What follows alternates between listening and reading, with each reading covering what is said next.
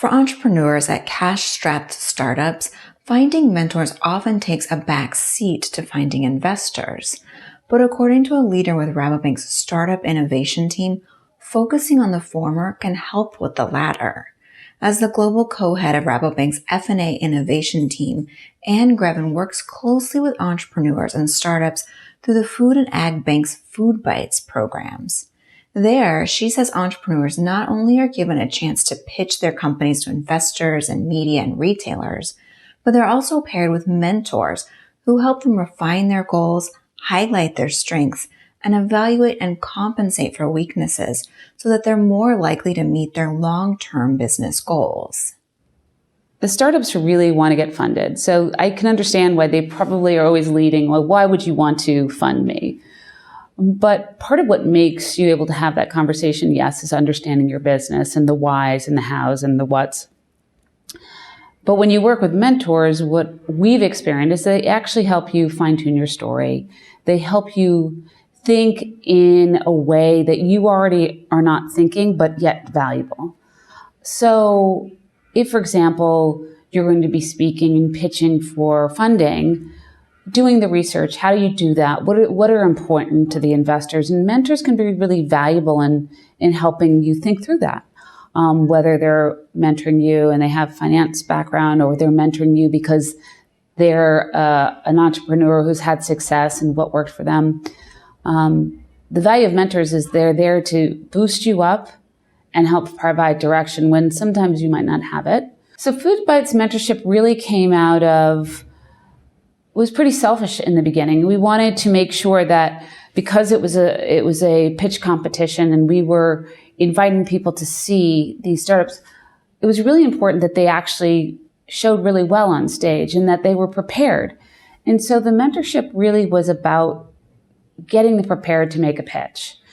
But what we recognized is that the mentorship around tuning their messaging and defining what their business model was, or defining what the solution was, or defining what the problem is that they're actually solving, was really, really invaluable in becoming really good at pitching.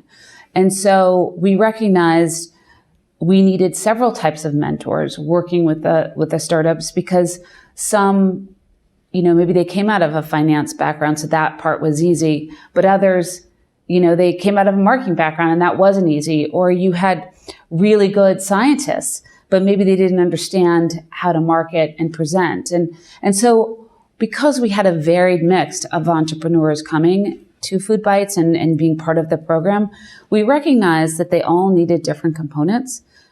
But all of those, whether it's finance, marketing, consumer understanding, if they're a consumer, or go to market, how do you actually get something to the market? Having those mentors present to help elevate their conversation, elevate their ideas, was incredibly profound for them. In all our feedback, it's like probably one of the things they totally didn't expect, but was absolutely the most valuable, because those relationships lived beyond just the 2 days at FoodBytes. They continue today in many cases, and they have become an ongoing outreach for these startups as they are reaching to find answers that they may not have within, or they're looking to change the direction of their model or their company. And they still seek out the mentors that they met and grew a relationship with through FoodBytes. Mentees are not the only ones who benefit from mentorships. Mentors can also learn a lot, which is why Anne encourages more established companies, investors, and others to offer a helping hand to emerging brands. For example, she says the relationship can inject enthusiasm and spirit of innovation into established brands, as well as show them new ways of tackling ongoing challenges. As beneficial as mentorships can be, Anne does caution that they can be extremely detrimental if both sides' values and goals are not aligned. More and more people want to get into the business of working with entrepreneurs because they want to make that small investment, and then all of a sudden, in 5 years, they're going to get 10, 15, 20 times their money back. And when I see people who are in it just solely for a big return, they're probably not don't have the right interest of you as a company or you as a startup in mind, unless that is your goal. If your goal is aligned with that, then fine. But if it's not, they could be mentor you and influencing you maybe in a way that isn't going to be best for where you want the company to go or the direction you want it to go.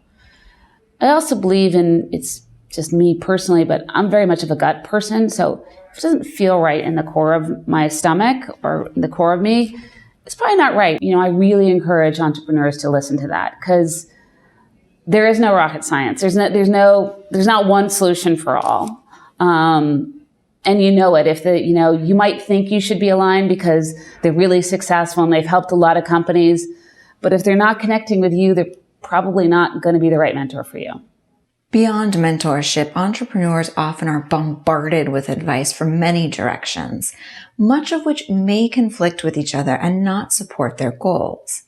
That's why Anne reminds startups that just because someone offers advice doesn't mean they have to take it.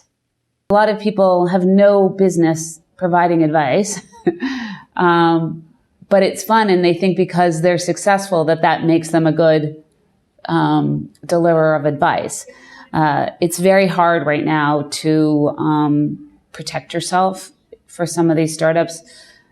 I see it here, even at FoodBytes. A lot of guys are coming up, a lot of companies saying, why didn't you do this? Why do you do that? And offering a lot of advice. And once again, it goes back to something I just said, is that you have to be in trust in what you're doing. You will likely make mistakes, but it's okay if you learn from them.